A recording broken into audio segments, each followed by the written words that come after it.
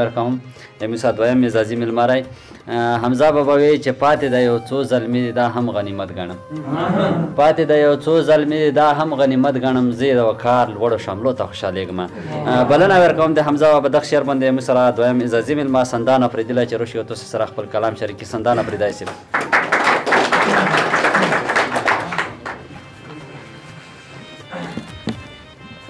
کامبر پښتو ادبي جرګه ډېره مننه چې موږ یې ازازي مېلمه په چوکۍ کېنولو مشاعرې خو ډېر خوند وکړلو خو بیا پکې زیاتر موله ښه خوند چې راکړی یا د خپله لهجه کې شعرونه یې چې وویل که نه نو دغو ډېر خوند وکړلو پوه شوې پهله بهته کیسر افریدي یو شعر دوه ووایم که نه ویایي که نه شي په بېخیالۍ کې مې پښتو ورته د خولې ووته په بېخیالۍ کې مې پښتو ورته د خولې ووته عجیبه کار وشو هغه هم پښتانه وه خدایګو په بېخیالۍ کې مې پښتو ورته د خولې ووته عجیبه کار وشو هغه هم پښتانه وه خدایګو خپلې خالي غېږې ته ګورم او خیال کومه خپلې خالي غېږې ته ګورم او خیال کومه هغه هوا وه که لمحه وه که وږمه وه خدایګو غزل نه مخکې بېرته خپل یو څو شعرونه ویم چې په کناره د شکې د سمندر ولاړ یم شاعر نه یم خو بس هسې لکه ګډو عادي که نه پارک هم کې په کناره د شکې د سمندر ولاړ یم خو ابتدا یې د مشکل او تر ولاړ یم مننه او په دې غرمه کې انتظار الله توبه توبه نو په دې غرمه کې انتظار الله توبه توبه نو هله راورسېږه زر کوه په لمر ولاړ یم مننه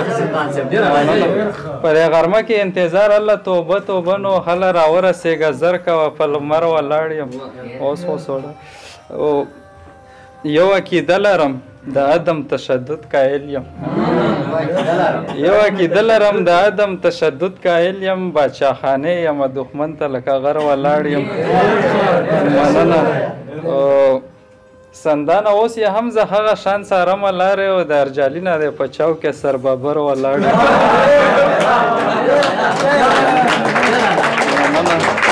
سندانه اوس یې هم زه هغه شان څارمه لارې د ارجالي نه دی په چوک کې سربابر ولاړ مننه نه بس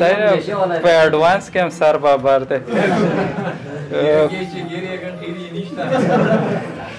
غزل دی که نه شي تپ تپ د څاڅکو تپ تپ د څاڅکو زه تنها او په تیاره کوټه کې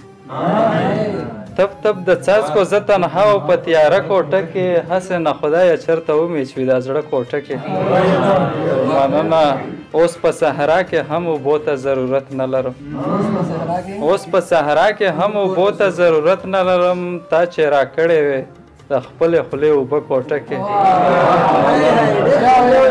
مننه اوس په صحرا کې هم اوبو ته ضرورت نه لرم تا چې راکړې وې د خپلې خولې اوبه کوټه کې او اګربتۍ د ټوله شپه کړي خوشبویانې راته اګربتۍ د ټوله شپه کړي خوشبویانې راته ما لګولې دی دا ستا د سر ویښته کوټه کې مننه اګربتۍ د ټوله شپه کړي خوشبویانې راته ما لګولې دی دا ستا د سر ویښته کوټه کې او مکتب چې سحر وختي خلک راوتي له کورونو نه سحر وختي خلک راوتي له کورونو نه سندانه مونږ او همغه شان پراته کوټه کې ډېره مننه